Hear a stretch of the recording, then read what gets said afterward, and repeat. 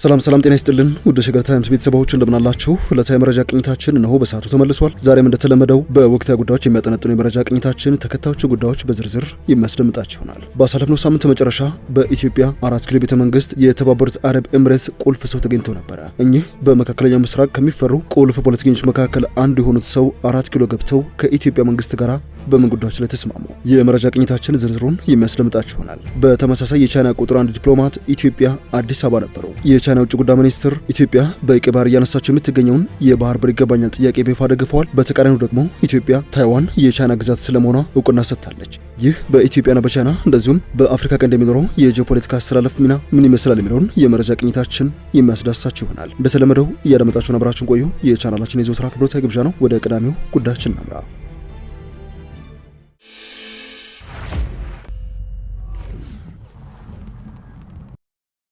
በተባበሩት አረብ ኤምሬት ታሪክ ወጣቱ ከፍተኛ መንግስት ባለስልጣን በሚል የሚነገርላቸው ሼክ ሻክቦት በዚህ ሰዓት በ30ዎቹ አጋማሽ እድሜ ላይ እንደሚገኙ ይነገራል። ሼክ ሻክቦት የተባበሩት አረብ ኤምሬትስ በምትወከልባቸው የተለያዩ ዓለም አቀፍ እንደዚሁም ቀጠናዊ ጥምረቶች፣ የሰላም ስምምነቶችና እንደዚሁም የሁለትዮሽ ዲፕሎማሲያዊ ግንኙነቶች ላይ በግንባር ቀደምትነት የሚገኙ ወጣት የተባበሩት አረብ ኤምሬትስ እጅግ ወሳኝ የመንግስት ባለስልጣን ናቸው። እኚህ የውጭ ጉዳይ ሚኒስትር የተባበሩት አረብ ኤምሬትስ በአፍሪካ በመካከለኛው ምስራቅ እንደዚሁም በሌሎቹ የዓለማችን ክፍሎች እያስፋፋች በምትገኛቸው የወደብ ልማቶች ቁልፍ ሚና ያላቸው የሀገሪቱን የውጭ ጉዳይ ፖሊሲ፣ የውጭ ጉዳይ ግንኙነት በበላይነት የሚዘውሩ ወጣት ብዙዎችም ባልተለመደ መልኩ በወጣትነት እድሜያቸው ግዙፍ ስልጣንና ኃላፊነት የተሰጣቸው ሰው ናቸው ይሏቸዋል። ሼክ ሻክቦት አልናህያን በኢትዮጵያና በተባበሩት አረብ ኤምሬትስ መካከል የተመሰረተው የሁለትዮሽ ጥብቅ ግንኙነት ወሳኝ ሰው ስለመሆናቸውም ይነገርላቸዋል። ባለፉት 6 እና 7 ዓመታት ኤምሬትስ ለኢትዮጵያ ያደረገቻቸው ዘርፈ ብዙ ድጋፎች ጀርባ የኚህ ወጣት እጅ በረጅሙ እንዳለበትም ይነገራል። ሼክ ሻክቦት ከሰሞኑ ኢትዮጵያ 4 ኪሎ ቤተ መንግስት ነበሩ።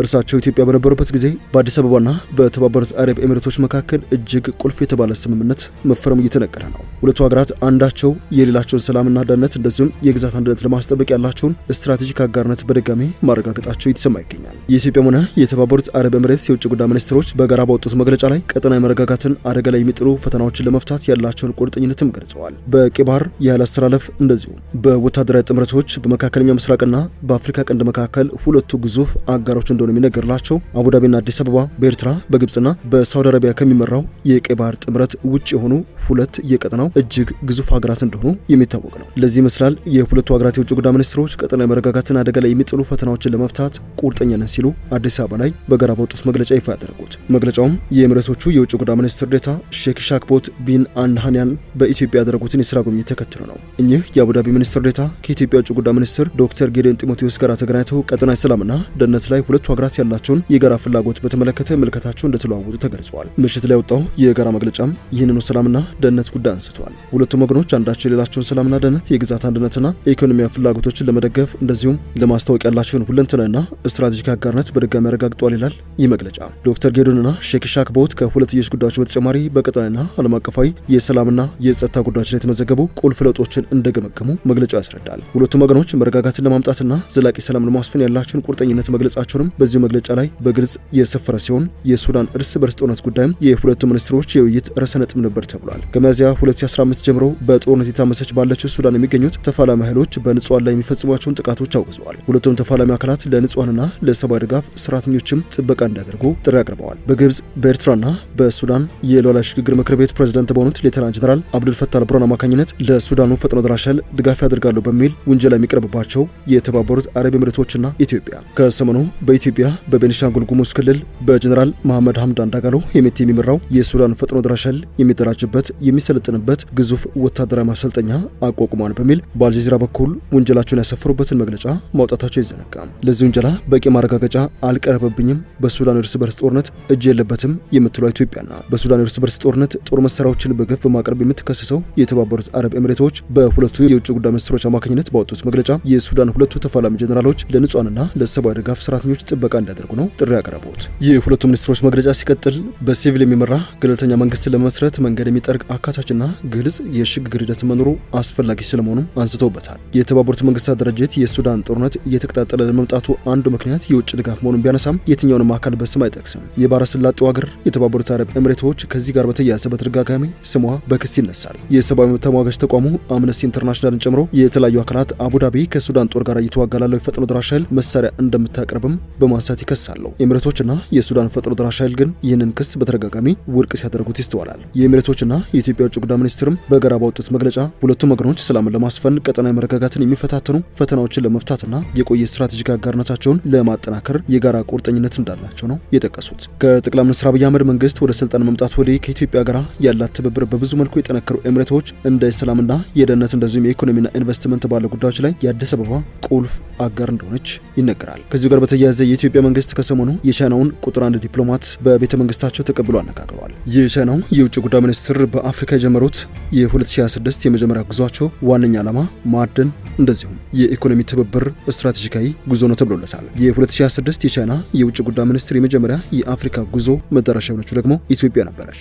የውጭ ጉዳይ ሚኒስትሯን ወደ ኢትዮጵያ ላከችው ቻይና ደግሞ የቀጠናው ሀገራት ሉዓላዊነትና የግዛት አንድነትን ባከበረ መልኩ የማሪታይም ሎጂስቲክስ ትስስራቸውን ለማጠናከር የሚያደርጉትን እንቅስቃሴ እደግፋለሁ ስትል ነው ያስታወቀችው። የባህር በር ማግኘት ጉዳይ የማሪታይም ሎጂስቲክስ ትስስር ለማጠናከር ከሚረዱ ተግባራት መካከል እንደሆነም ነው ቻይና የገለጸችው። ኢትዮጵያ በበኩሏ ታይዋን የማትነጠል የቻይና ግዛት አካል እንደሆነች በመግለጽ ለአንድ ቻይና መርሆ ያላትን ቁርጠኝነት አረጋግጣለች። የፈረንጆቹ የ2026 የመጀመሪያ ጉብኝታቸውን በአፍሪካ ያደረጉት የቻይና ውጭ ጉዳይ ሚኒስትር ዋንግ ዩ ለ2 ቀናት ይፋ ጉብኝት በትናንትናው ዕለት ነበረ አዲስ አበባ የገቡት። ዋንግ በአዲስ አበባ ከጠቅላይ ሚኒስትር አብይ አህመድና የውጭ ጉዳይ ሚኒስትር ጌዲዮን ጢሞቴዎስ እንደዚሁም የአፍሪካ ህብረት ኮሚሽን ሊቀመንበር መሐመድ አሊ ዩሱፍ ጋር ተነጋግረዋል። የውጭ ጉዳይ ሚኒስትሩ ከጠቅላይ ሚኒስትር አብይና ዶክተር ጌዲዮን ጋር የነበራቸው ውይይት ከሀገር ውስጥ ጉዳዮች ባሻገር ቀጠናዊ እንደዚሁም ዓለም አቀፋዊ ወቅታዊ ሁኔታዎች የተነሱበት እንደሆነ ዛሬ የወጣው የሁለቱ ሀገራት የጋራ መግለጫ ያስረዳል። የቻይና መንግስት በኢትዮጵያ በምታከናውነው ሀገራዊ ልማት ለተመዘገቡ አዲስ ስኬቶች ያለውን አድናቆት እንደገለጸ የውጭ ጉዳይ ሚኒስቴር ያወጣው የጋራ መግለጫ ላይ ተጠቅሰዋል። ቻይና የኢትዮጵያ ህዝብ ከሀገሪቱ ሁኔታ ጋር የሚስማማ የልማት ጎዳና ለመከተል የሚያደርገውን ጥረት በጽኑ እንደምትደግፍ አስታውቃለች።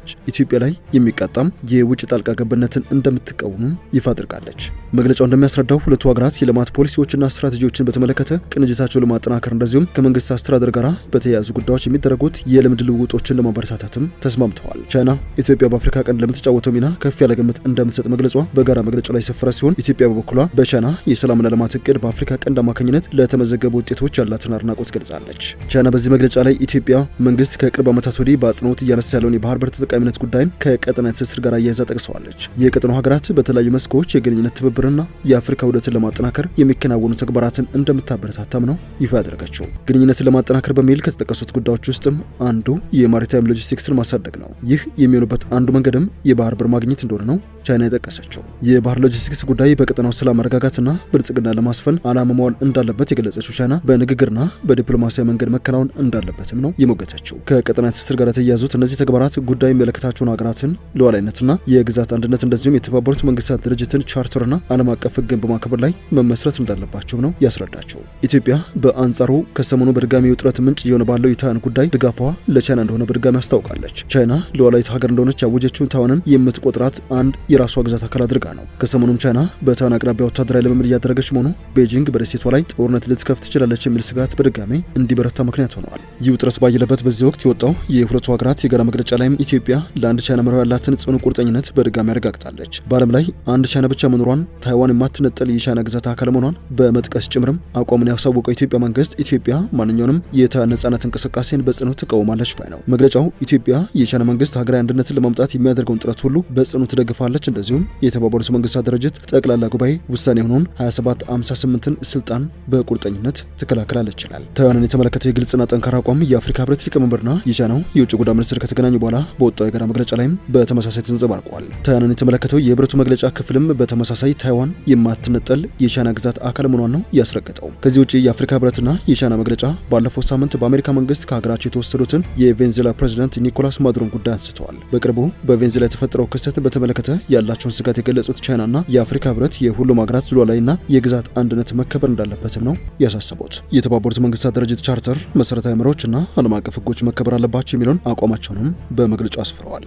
የተወደዳችሁ የሸገር ታይምስ ቤተሰቦች የዕለቱ የመረጃ ቅኝታችን ያደመጣችሁትን ይመስላል። ስለሰማችሁን አመሰግነን። በያላችሁበት ሰናይ ጊዜ